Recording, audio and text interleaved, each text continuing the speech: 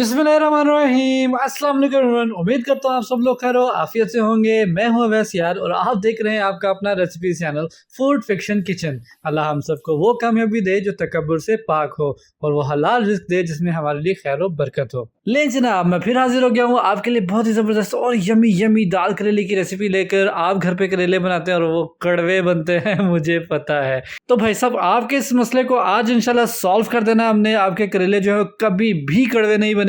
तो बातें जो है वो साथ साथ इंशाल्लाह करते रहेंगे। फटाफट से स्टार्ट करते हैं दाल करेले की जबरदस्त सी रेसिपी, जिसके लिए हमने सबसे पहले दाल को बॉईल करेंगे। ये दाल जो है हमने तकरीबन 1 से 2 घंटे पहले भिगो के पानी में रख दी थी। और भिगी हुई दाल को इस तरह से आप पैन में शामिल कर दें और उसमें खुला पानी शामिल कर दें। पानी इतना शामिल कीजिएगा दाल जो है वो अच्छे तरीके के साथ उसके अंदर डूब जाए। और इसमें शामिल करेंगे 1 टीस्पून नमक। नमक शामिल करने से दाल में जो है बहुत ही ज़बरदस्त फ्लेवर आ जाएगा। चलें जी, बेहतरीन हो गया। दाल को बॉईल होने देते हैं और हम कर लेते हैं करेलों की कटिंग, जिसके लिए हमने बहुत ही खूबसूरत, देखें माशाल्लाह कितने ग्रीन ग्रीन और ताज़ा करेले जो है हमने ले लिए हैं।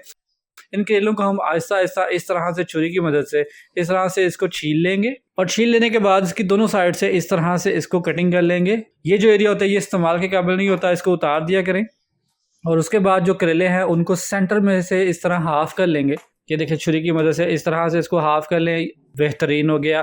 अब हमने क्या करना है जी, अब हमने इसके अंदर से जो बीज वाला पार्ट है वो हमने निकाल देना है। बीज हम इसमें से सारे निकाल देंगे और उसको बिल्कुल खाली कर लेंगे। इस तरह से छोटी छुरी यूज करें। छोटी छुरी की मदद से आप बड़ी आसानी के साथ इसके बीज जो हैं वो इसमें से निकाल सकते हैं। इस तरह से करेला जो है वो अंदर से खाली कर लें। आज जो टिप्स एंड ट्रिक्स के साथ हम करेले बनाएंगे, मैं दावा करता हूँ आपके करेले जो है वो आइंदा कभी भी कड़वे नहीं बनेंगे। ये देखें, हमने करेले जो है सारे अंदर से खाली कर लिए हैं और उसके बाद इसकी कर लेंगे कटिंग। इस तरह से आप इसकी कटिंग कर लें। सारे करेलों को जो है वो इस तरह से कटिंग कर लेंगे। इस चीज़ का ख्याल रखिएगा, करेले का जो साइज़ है वो 1 बाइट से ज़्यादा ना हो, क्योंकि अगर बड़े बाइट का पीस जो है वो हांडी में आएगा तो बहुत ही अजीब लगेगा। ये हमारे करेले जो है हमने अच्छी तरीके से इनको कटिंग कर ली है, बिल्कुल तैयार है। बेहतरीन हो गया जी। अब चलते हैं प्रोग्राम के बकिए हिस्से की जानिब, जिसके लिए हमने एक कढ़ाई ले ली है और उस कढ़ाई में हम लोग जो है वो ऑयल शामिल करेंगे। ये ऑयल जो है वो 1 कप से कम है, आधा कप होगा या आधा कप से थोड़ा सा ज़्यादा होगा। और ऑयल में हम शामिल करें जी हल्दी। यहाँ पे कोई और चीज़ नहीं शामिल करनी है आपने, डायरेक्ट हल्दी जो है वो 1 टीस्पून हल्दी ऑयल के अंदर शामिल कर लें। हल्दी शामिल करने से क्या होगा कि करेलों के अंदर जो है वो बड़ा सुनहरी सुनहरी कलर आ जाएगा, जो दिखने में बहुत प्यारा लगेगा। तो तेल को जो है वो गर्म होने देते हैं और दाल जो हमने बॉईल होने के लिए रखी हुई थी उसको इस तरह से चेक कर लेंगे।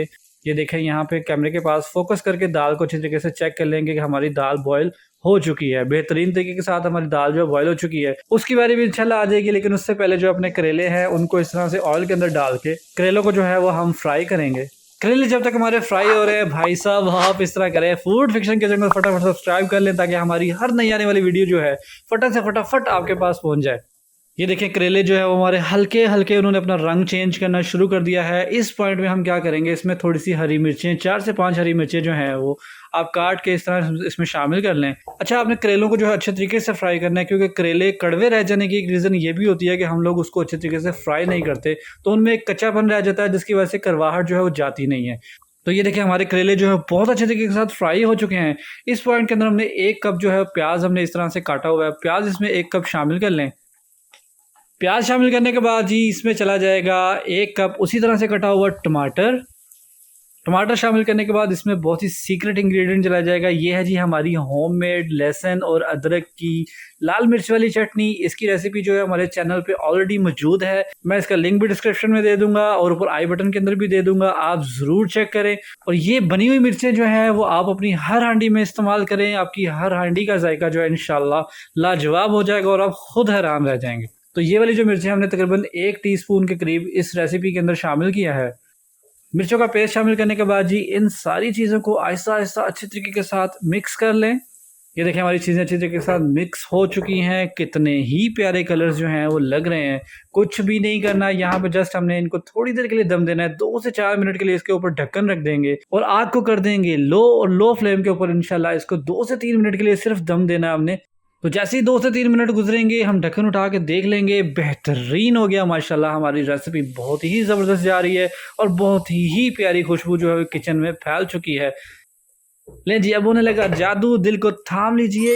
ये देखें जी, हमारे कढ़ाई के अंदर जो हमने दाल बॉयल की थी, वो जादू के ज़रिए हमने फटाफट से उसमें शामिल कर ली है और उसको अच्छे तरीके के साथ मिक्स करके सिर्फ 1 से 2 मिनट के लिए इसको पकाएँ, ताकि दाल और बाकी सब्ज़ी जो है, वो अच्छे तरीके के साथ आपस में मिक्स हो जाए। वाह! बेहतरीन हो गया। तो जनाब, कैसी लगी आपको हमारी दाल करेले की आज की ज़बरदस्त सी रेसिपी? मैं उम्मीद करता हूँ आपने वीडियो को एन्जॉय किया होगा। वीडियो अच्छी लगी है तो जी अपने फ्रेंड्स एंड फैमिली के अंदर ज़रूर शेयर कीजिएगा और अच्छा सा कमेंट भी कीजिएगा। मैं मिलूँगा आपसे अगली एक और किसी बहुत ही ज़बरदस्त सी रेसिपी वीडियो के साथ। तब तक के लिए मुझे इजाज़त दीजिएगा। अल्लाह हाफ़िज़।